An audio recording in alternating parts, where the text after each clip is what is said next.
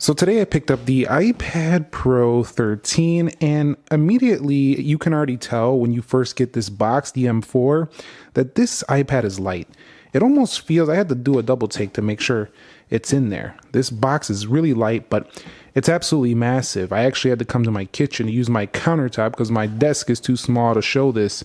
And the Magic Keyboard, I also picked this up. I'm not very happy that I had to go ahead and buy another Magic Keyboard, as I already have one for the 13-inch that I invested in a few years ago, but you got to do it here. The good thing is that the trackpad got bigger, and the keys have a function row now, and they also have an aluminum shell here. So this is definitely more premium than the prior Magic Keyboard. But overall, it's still got that nice floating design and should be quite nice to go ahead and attach to this iPad Pro M4. Now this iPad Pro M4 cost $12.99. This is the 256 gig, and you can go all the way up to 2 terabytes, but then you get it well over $2,000, which is quite high. But you do have to go to 1 terabyte to get the nano textured glass. So I do have the standard glass, but after seeing the nano textured glass in person, I'm not really a fan of that. I would just buy a matte screen protector if I really needed that. So I'm not going with that. I like the glossier look of the standard glass. All right, so further exploring this box, iPad Pro on the left, Apple logo on the bottom, iPad Pro on the right. You can see it actually spells out Pro here on the front. On the back, you do have the usual UPC SKUs and stuff like that. You also see yourself 256 gig iPad Pro 13-inch M4 Wi-Fi. Now this does come in cellular options, but of course that's going to go up in price if you decide to go with that. Now, unlike before, you don't have to ever, well, it's been a while since you've had to, but you don't have to use a knife to get into this or cut the tabs. They just have pull tabs right there. And let's go ahead and get this thing unboxed. So we're going to go ahead and open this up, and there reveals the slab right there, the 13-inch. Now, some people are saying it's a 12.9.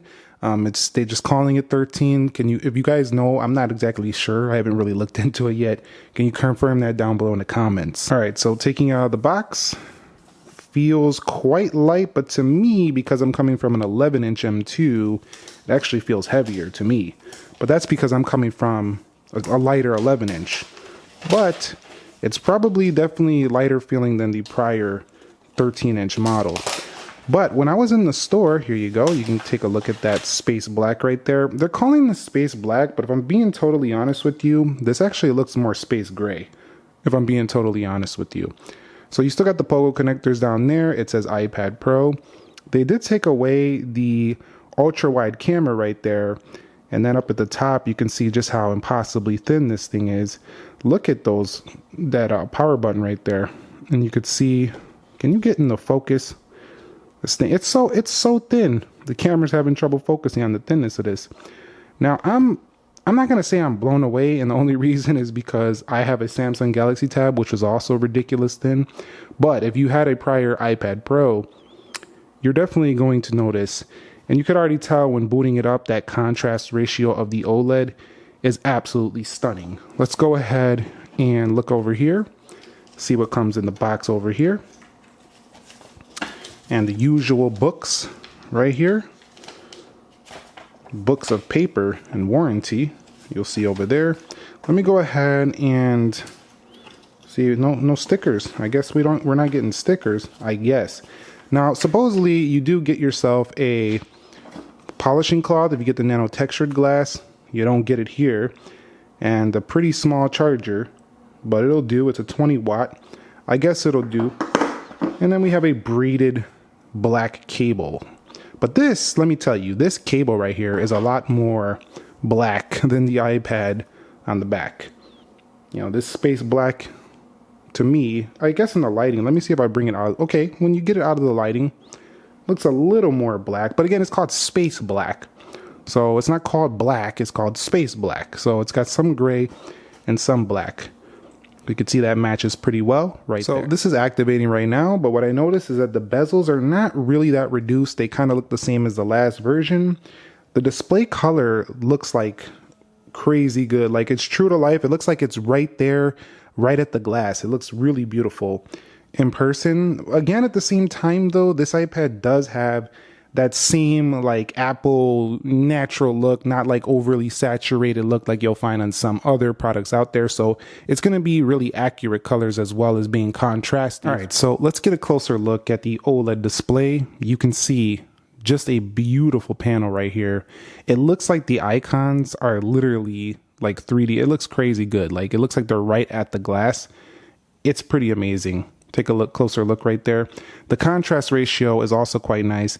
And I know it's easy to say, oh, there's other OLED displays on the market, blah, blah, blah. But seeing it on these icons for the iPad and seeing it on the Apple device is just a different experience because they've never had the OLED on their iPad line. So this just looks pretty amazing. And while the iPhone already has it, it's different here. It just looks like a little bit higher quality, I feel like, with the XDR stuff. It just looks pretty great. Now, this also does have the 120 hertz. It also has the M4 chip, so we're going to have to do some comparisons. But the light factor, this iPad is super large, but it's super light. At the same time, if you go with the 13-inch right here, you will get quite bulky if you start getting cases and heavy accessories. So I do think if you're looking for a light looking or a light iPad, you should still consider that 11-inch. I'm actually going to give this a run for a week and see if I want to keep this or go back to the 11-inch iPad. But my first impression so far, super light, incredible display. I mean, you probably already expected that, but I think it's more incredible in person than you would think just by looking at the marketing info. And also, the device here, super blazing fast. I'm also hearing that it's going to have really great battery life. And supposedly, the battery life on here actually shows you the cycle counts. I don't really like looking at cycle counts because they annoy me because I'm not trying to see like the cycles go up and down. But at the same time, you know what? That's just what they got on here now. You can also 80% limit charge this thing and it'll show your maximum capacity on the battery. So a lot more like the iPhone. Let's take a look at the iPad storage here, see how much space the iOS takes on here. 17.52 gigs out of 256 gigs. And right out of the gate, we do have our update to 17.5. So you'll have to do that right when you get this out of the box. I'm guessing, ones that get manufactured later will already have this installed, but the first initial pre-orders are not going to have it. Let's take a look at that rear-facing camera now and see how that looks. Okay, they got rid of the ultra-wide, but the standard one looks very sharp. So I'm pretty happy with that.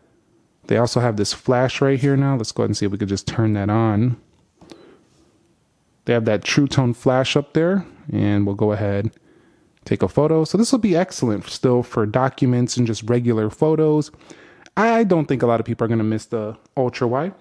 You can see right here, we do have ourselves that super wide FaceTime camera though. So if you want to go ahead and do like a face call, video chat, stuff like that, having this on the center camera is a huge upgrade for all the iPads that just got launched. I'm really liking that so far. And the Apple Pencil right here, this is the old one, doesn't work. So, and also, if that's any indication, this might be too thin to hold an Apple Pencil very well. So I'll have to try out the Apple Pencil Pro. Maybe the magnets got stronger, but you can see the Apple Pencils are actually thicker than the iPad itself. It looks kind of weird, honestly, like that, but yeah, doesn't work. So not cross-compatible with the older gen Apple Pencil. So you're going to have to get the new Apple Pencil Pro to make it work here on the iPad Pro. Okay, so we got the Magic Keyboard now. Let's take a look at this. So similar casing, just like the actual iPad itself. This is pretty similar. Let's go ahead and unbox this. Now this thing was ridiculous, $349. This is one of the highest priced keyboard accessories amongst all tablets on the market. A lot of these tablets do have keyboard accessories, but this is one of the highest priced ones out there. All right, so let's go ahead and take a look at this. I'm a little bit excited about this. I'm not gonna lie. This one is probably even more different than the iPad is different from the past one. So this Magic Keyboard seems like it has more upgrades because of the aluminum. Now, right off the bat, the color looks about the same as the prior gray color Magic Keyboard, so that's no different. At the bottom, they have this thick aluminum that has a pass-through for USB-C charging. Let's go ahead and open it up.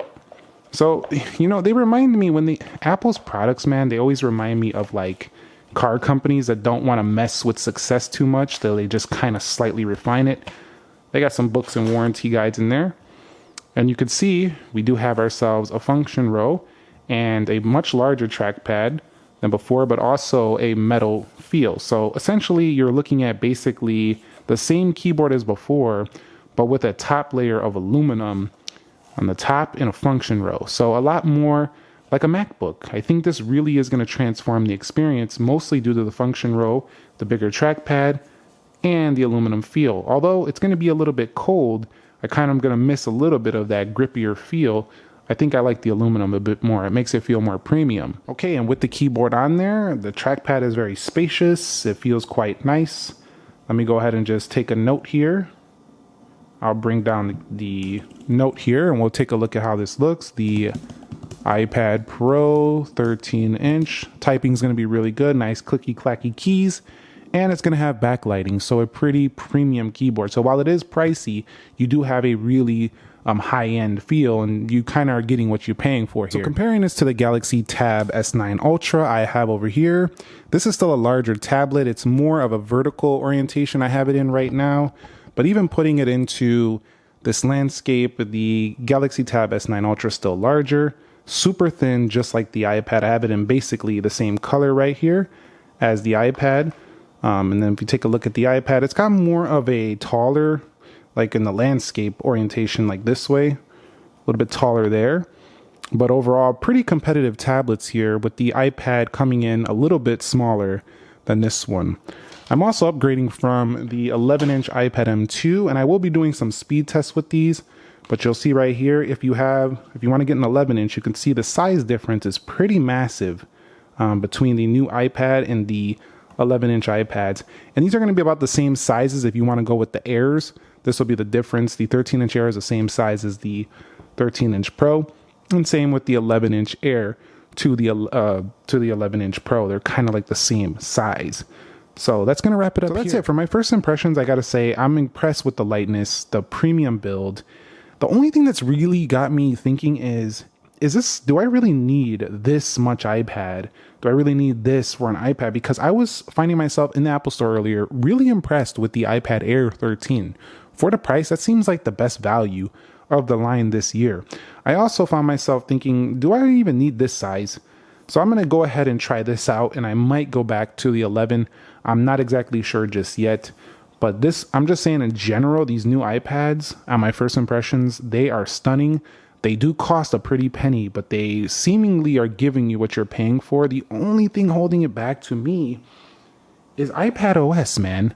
Like, I want a more Mac OS-like experience on my iPad. Stage Manager does the job for most things, but it's still kind of hard for me to replace my Mac computer with this thing, and I'm not sure that's Apple's goal, but I really hope we see some major upgrades to the software in June with WWDC. So thumbs up if you enjoyed the video, subscribe if you haven't already to the channel, and stay tuned. If you have any questions, comments, concerns before my full review of this product, go ahead and drop them down below in the comments, and I'll catch you on the next one. Nick here.